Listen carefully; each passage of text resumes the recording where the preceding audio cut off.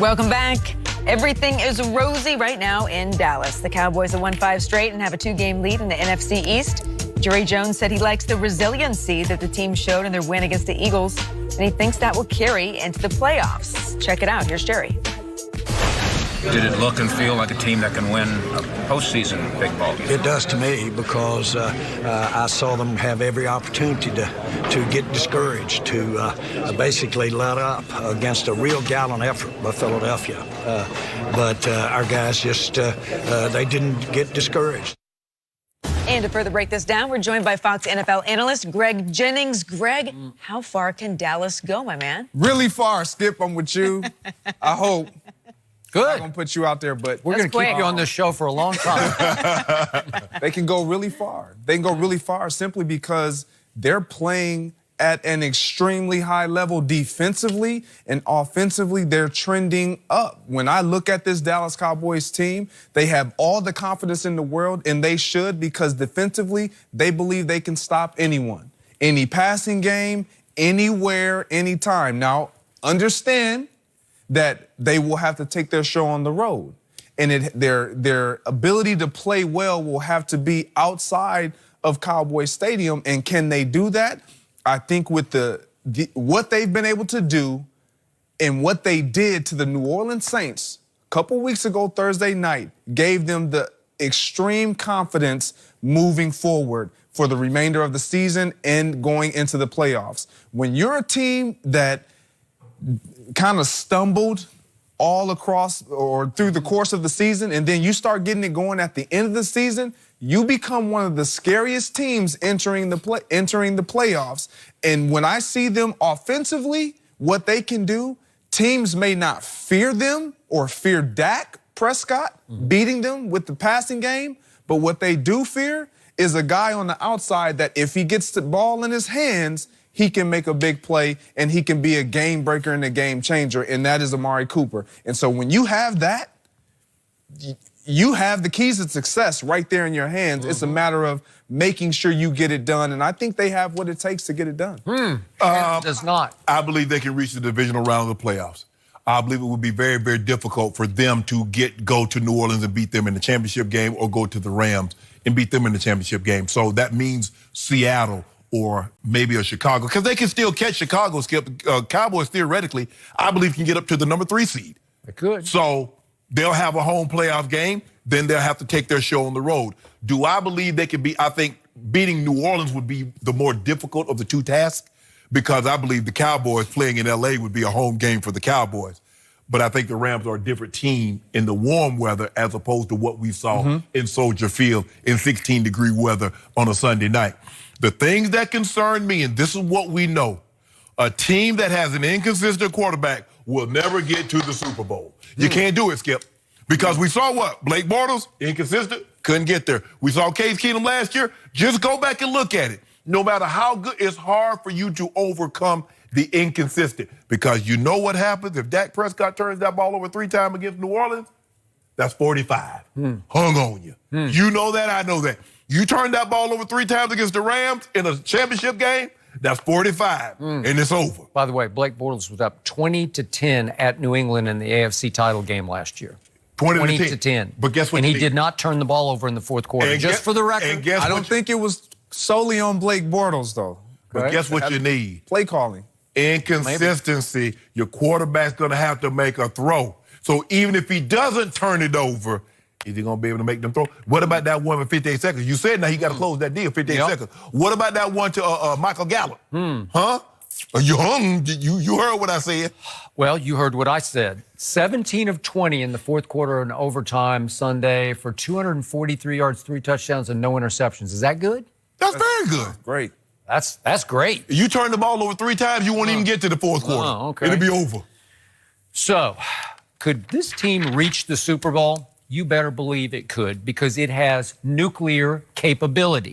One of these Sundays, my team is actually going to put it all together at once, because that hasn't happened, except for maybe the one aberration game was Jacksonville. And Jacksonville was still pretty good. No, maybe they were getting exposed, but they were still the #1 defense when they rode into Texas Stadium, or Jerry World, as a 3.5 point favorite that day, and they got their doors blown off in the first half. It was 40-7 finally, but it was 24-0 at halftime. And that was without Amari Cooper. And you started to see the offense just went long drive, 3 touchdowns, and finally a field goal just before halftime. And you saw nuclear capability without Amari Cooper. You also saw Jacksonville's defense capable of quitting. Okay, maybe they did. But my point is, one of these Sundays, it's all going to click together, because it didn't click against Philadelphia because my quarterback turned it over 3 times and missed a couple of big throws. What if that's who he is? You keep saying maybe they're going to put it all together. Well, what if that's who he is? Was he turning the ball over? Did he turn over at Philly? Did he turn over at Atlanta? Did he turn over against What Washington? about He's not a high turnover quarterback. What about the accuracy?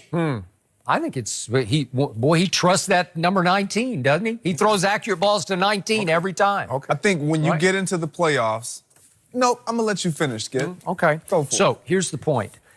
Is this team capable of winning at the Rams? Well, again, we saw the Rams in the cold at Chicago, but they got exposed. Yeah.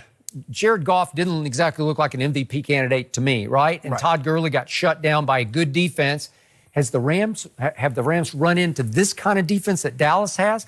Could Dallas travel and take that defense to the grass of the Coliseum and win a game? Sure they could. They're that good, because the offense can drive the football and keep the other offense off the field.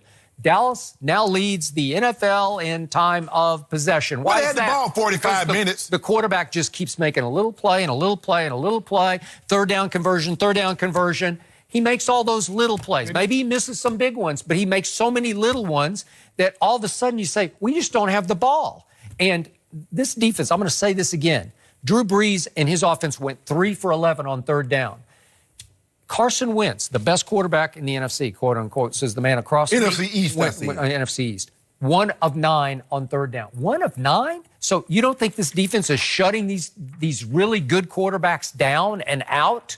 So again, if it all starts to come together, and I think this spread at Indy is just flat out wrong. Again, Vegas isn't buying Dallas. I'm buying Dallas, to the point they should not be 3-point underdogs at Andrew Luck. I don't care how hot he is.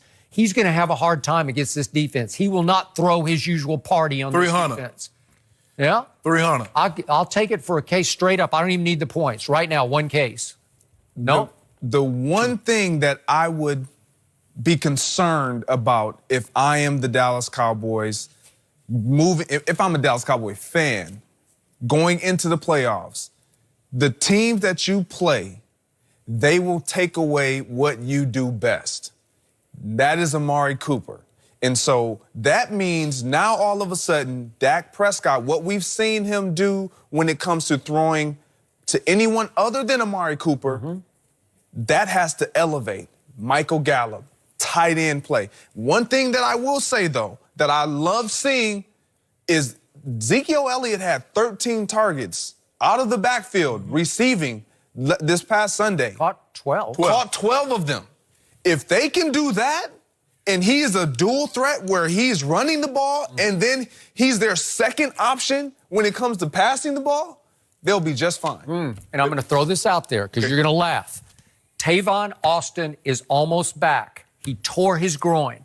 He is the icing on a baking cake, and he is really hot icing. Greg, you don't like cake, do you? If Tavon Austin is the icing, I don't want that cake. He can game break. No, he can't. He can run past people. Skip, you said that. You can run jet sweeps with him, slot reverses with him. You can do all sorts of little big things with Tavon Austin. So don't underestimate. Remember I said this. But here's the thing that should also concern you. Dak Prescott takes a lot of sacks. He takes a lot of hit. The Rams can get after your quarterback. New Orleans can get after your quarterback. Sure. Chicago can get after your quarterback. Seattle, they dial up some pressure. So all the teams that you could possibly face, Skip Bayless, can get after your quarterback and your guy. And what we've seen, when people get to your guy, look who. Ball comes out. Ball out. That's what they yelling, Skip, from the sideline. Ball out. That's your guy. That's my guy. Okay. My guy's tough, too. Yeah. My guy's a warrior, and he can take hits. And he can escape a lot of them, too. He can escape, and he can dish it out. He can make those people pay. Okay. He is hard. He is Roethlisberger-esque trying to get him on the ground. He's 6'2", 245 or 50 to me, and he can run through a lot of sacks. and he can take a licking and give it back to you. That's what I love about this young man. Aaron Donald in the warm weather. Yeah. Yeah.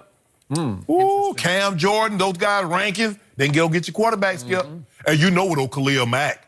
Oh, Khalil Mack. And Hicks. What do you think of my pass? I was going to say that too, though. Yeah. What they do Sunday? That boy Carson Wentz was looking deer in headlights to me. He was just missing. Well, we about to see what they do on Andrew. Andrew. Where's Ertz? Where's 86? Oh, he's covered. What am I going to do? Like you I don't have my security blanket. I got to throw it in the ground. How many times? I got to bounce it to him. How many times did you get your quarterback? He went 1 for 9 on third down. Did Carson Wentz? And you're telling me he's the best quarterback in the NFC? A lot of it was there was no pressure. He just missed throws. Huh. I don't believe he's mentally healthy. Yep. Physically, it's going to take. Skip, you know how it is. You normally take 2 full years to recover from a serious injury. He'll be just fine. You know what? Seriously, if Nick Foles had been the quarterback Sunday, I would have been a lot more worried. I would have been a lot more concerned. Skip, stop. I told you, Carson Wentz. I don't believe in him. Skip. I don't trust him. We've been on the same. Until then. Nick Foles, you got the Super Bowl MVP standing on the sidelines, and don't think that's eating at his psyche. The Super Bowl MVP, Well, the guess guy what? who played the 2 best playoff games of the year last year. Well, he'll get a chance. He'll be free. He'll get a chance to go somewhere next year. Let's see how that work out for him. Okay. All right, Greg has to go. You got him excited talking about cake. When is the last time you ate a piece of cake? Actually, my daughter's birthday was just recently. Yeah, I had a slice. Okay. I had a cupcake. Oh, Indulge. Cupcakes are the worst. well, it's a little. What? I'm not a dessert person. I'm a slice of cake. Give me a slice. Yeah. Nice, big old slice. Cakes I are noticed. amazing. Oh, you got jokes. Greg, thanks for joining us as always. How have LeBron and D. Wade remained friends through thick and thin? They've broken up a couple times, but they got back together. We'll discuss that coming up next.